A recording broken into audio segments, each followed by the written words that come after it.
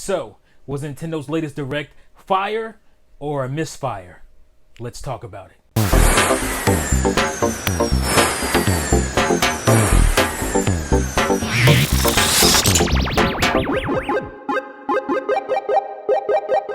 Big T here, back with another Nintendo Direct. Alright, so the September Direct just kicked off. It was pretty good. It was pretty bad. So I just want to talk about kind of the reaction so far that I've heard from other YouTubers, other commenters, commentators and whatnot on what they think about the Direct. And it's kind of what it always is. You have people who will say it wasn't for them. It was okay, it was all right, it was good. I've seen people say it's the best Direct ever. I think those people are people with short-term memories. Every time there is a good Direct, they feel that this is the best one ever, which is fine. And you have some people who think it was terrible, wasn't worth it. So where do I stand?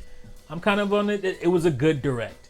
There was a nice variety of things. I think the main thing that I took away from this Direct is that Nintendo Switch is certainly here to stay, and it's gonna have a nice kind of diverse library of games, and that's really good for its future. So let's look at the games that were announced at the Direct. We're not gonna go over everything, but some of the more bigger stuff, and we'll get into that. So let's go. All right, first up, so we got a trailer for Overwatch. It was kind of leaked early on with the Switch case with the that had the Overwatch kind of logo and whatnot. There was like a Switch carrying case that was licensed by Nintendo, so it pretty much confirmed that Overwatch was coming. So it was a little bit unfortunate, but at the end of the day, I don't think Overwatch was a big thing because it's kind of late in its life. Not a lot of people talk about Overwatch that much these days, but it is still pretty cool that it's coming to Switch. All right, next up we got a little bit more on Luigi's Mansion. We got talk about the Gooigi mode, which is you can play 4 friends versus 4 Gooigis online to see who can capture the most ghosts, collect the most money, that kind of thing. Pretty cool. And yeah, just Luigi's Mansion 3 is looking a whole lot better. Which is no surprise because that's what happens with Nintendo games. They look better and better the closer we get to the release date. So this was no exception. So yeah, Luigi's Mansion 3 looks really good. And next up we got this kind of weird Kirby boss rush type of game, 4-player multiplayer type of game. And to me it kind of felt like this should have been add-on to the Kirby game that we got recently. It felt like it should have been maybe a mode in that game. I don't know how robust this is, so I'm pretty much not sure about that. You can download a version of the game that'll let you play. I guess it's limited.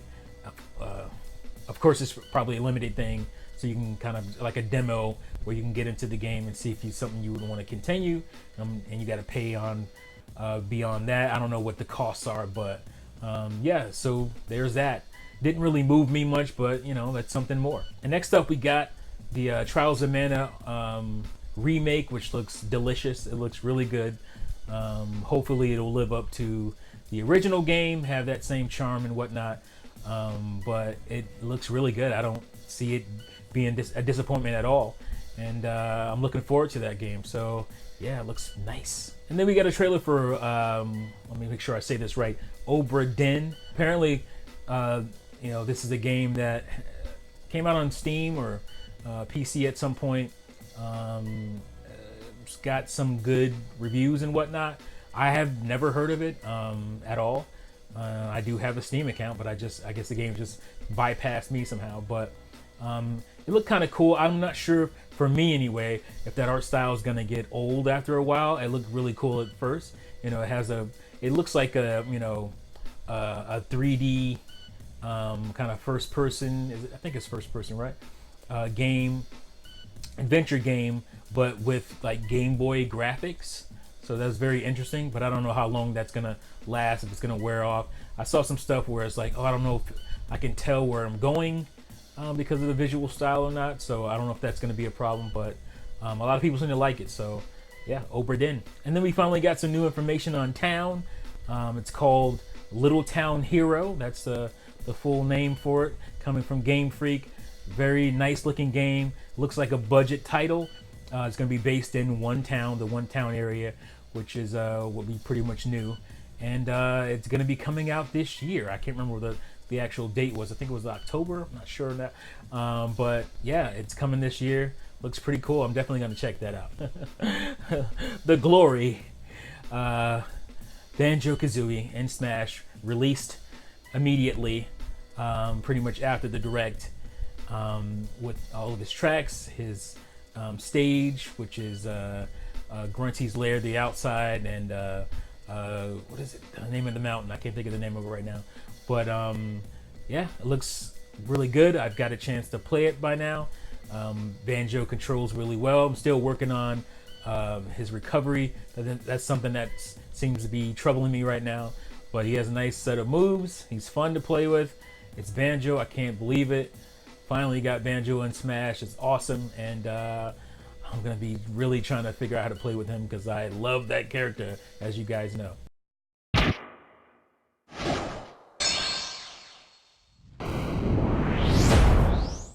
Hey, cover!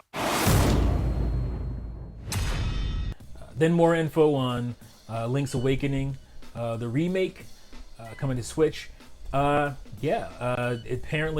you can make your little dungeons and whatnot and save them to amiibos. There is a special amiibo coming with the game itself. The Link, the cutesy looking Link amiibo coming out for that game. And you can save the data and transfer them to your amiibos and carry them wherever, I guess. Take them to a friend's house or something like that if you want to do that. But yeah, that's pretty cool. And the game is obviously coming out this month, so it's approaching fast, and can't wait to go back through this game again and experience the new visual style. And then we got some info on this game, Deadly Premonition. I think what was it, a Xbox 360 game? I don't really know.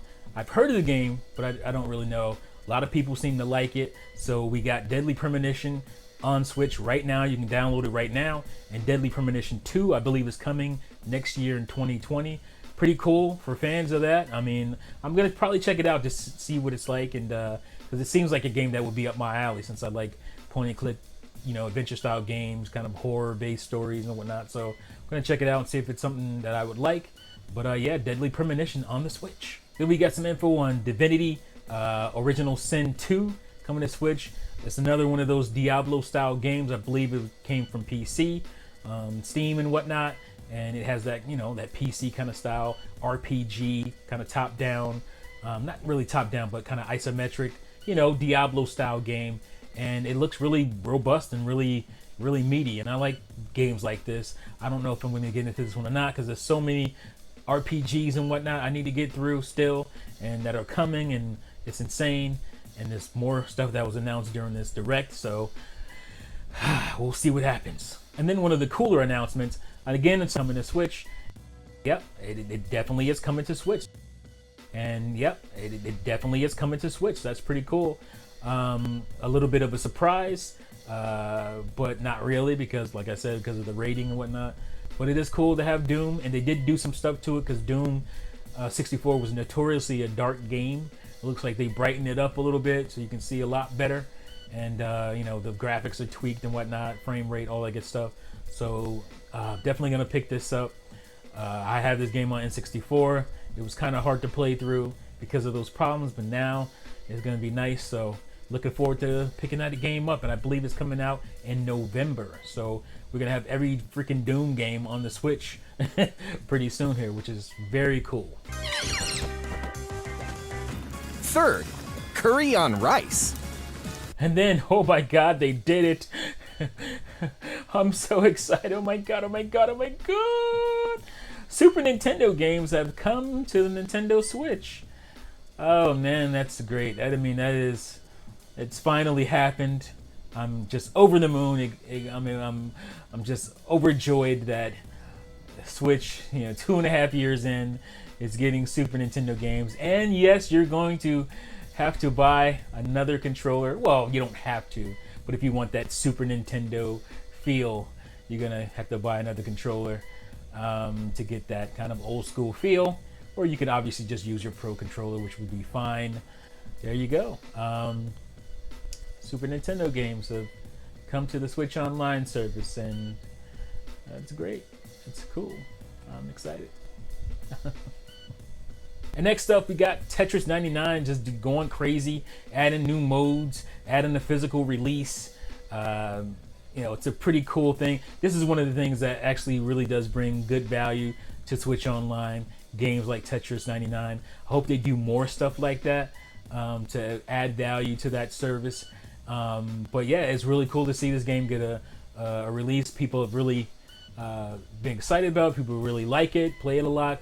I mean, Tetris Battle Royale, who would ever even thought about that? But it makes a lot of sense now that it's out. So yeah, we're getting that, and very cool times. Then we got info on Mario and Sonic. I'm actually looking somewhat forward to this game. I don't know if I'm going to get it for sure, but it's definitely on my radar. That I'm seeing some really good things with that.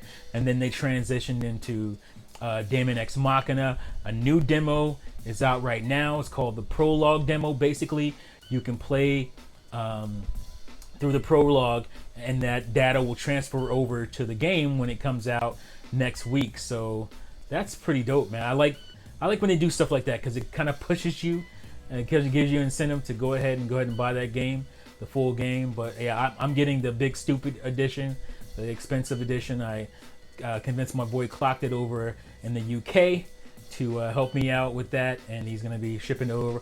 So I will be playing a little later than most people, but I at least I get that nice cool Orbital. I think it's called Orbital Edition, which comes with a statue and all that good stuff. Looking real nice. So looking forward to that game. And then a crazy kind of announcement out of the side of nowhere, which is weird because I put out this tweet not too long ago asking Disney to please give us a Star Wars game, basically the Rogue Squadron games remastered, because they were remastering Lion King and Aladdin for current gen consoles. And I was like, us poor Nintendo fans don't have a Star Wars game thanks to EA, and it'd be nice to have those Rogue Squadron games on the Switch. That's not happening, but we're getting Jedi Outcast, which is pretty cool. We're getting this, and then we're getting the sequel next year sometime. And I actually have these games on PC. Played them, not a whole lot, but I think they came out on, was it original Xbox or 360? It was somewhere in there, at least the mid 2000s, I think. And yeah, they're pretty fun games. Like I said, I haven't really played them a whole lot. I played them on Xbox. I played Academy, I think it was on Xbox OG or 360, I can't remember. But I do have them on my Steam account, and I played them a little bit there, but not a whole lot. So maybe I'll finally get into them now that they're coming to Switch. So we'll check that out. And it's good to have some Star Wars representation on my Switch. Thank you, whoever's doing this. Definitely appreciate that. And then they kind of had this reel where they revealed certain things, more games coming, just bigger to smaller releases and stuff like that. Really nice little reel of games. Some we hadn't heard of, some that we had. They showed again Outer Worlds, which is coming, which is a big game, which was a surprise to everybody that was coming to Switch, and that's great. Like I said, the Switch is getting a robust kind of library, a diverse library that makes it a must-own console, and that's why it's selling really well. And they dropped kind of a pretty good surprise in Xenoblade Chronicles, the original Xenoblade Chronicles HD remaster coming to Nintendo Switch, which is great. I think that's great. You're going to have Xenoblade Chronicles 1 and 2 on one console, which makes sense. I don't need X. I know a lot of people were asking for X to come over, but X was kind of a side game, and the Nintendo Wii U is kind of a side system. It was kind of a different kind of game for a different kind of system. So I really enjoyed the setup for X with the gamepad and all that on Wii U, and I don't care for it as much. But saying that, we also got announcement for a port of Tokyo Mirage Sessions, Sharp FE, which was my game of the year that year. What was it, 2016? And I'm very happy for that. I probably won't buy it myself because I like what the gamepad stuff was doing on Wii U, even though some people say it bothered them, or it doesn't make any sense to me when there was just too much, for them to deal with. We're talking about people who watch Netflix, edit a video, check out their YouTube channel, follow his Twitch stream, and play around on their phone all at once. But having the gamepad is just too much, too much to deal with. I just don't understand that. But to each their own. So for me, the gamepad stuff is way cooler to have on the Wii U. I may get it later on just to have it in a collection or something like that. I'm pretty sure I will. But as far as like really going through and playing it again on Switch, I'm not gonna do that. If I go through it again, it'll be on Wii U. So, but I'm definitely very happy the games come over to the Switch, because it definitely will get some shine now that it didn't get it on the Wii U at the end of the Wii U's life, where people really weren't paying a whole lot of attention to it. So I'm very happy for that. It's one of the games I advocated for. I wanted. I've had videos talking about that game. So yeah, definitely happy for that. So that's it for my coverage of the Nintendo Direct, my Pretendo Direct. Like I said, people are, as far as they feel about it, are kind of all over the spectrum, which is normal, because there was a lot of RPGs and stuff like that. If you're not into that, the Direct isn't that great to you. But if you're really into that, then the Direct was super fantastic, the best Direct ever. So that's just kind of how it goes. I think when it does that, that's a good thing, because you realize that you're covering a wide spectrum of fans.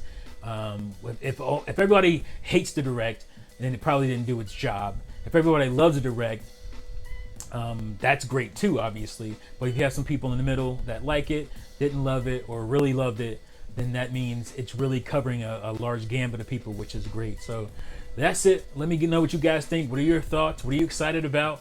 Let me know in the comments below. Thank you again for watching and listening, and I'll see you fools next time. Domo arigato.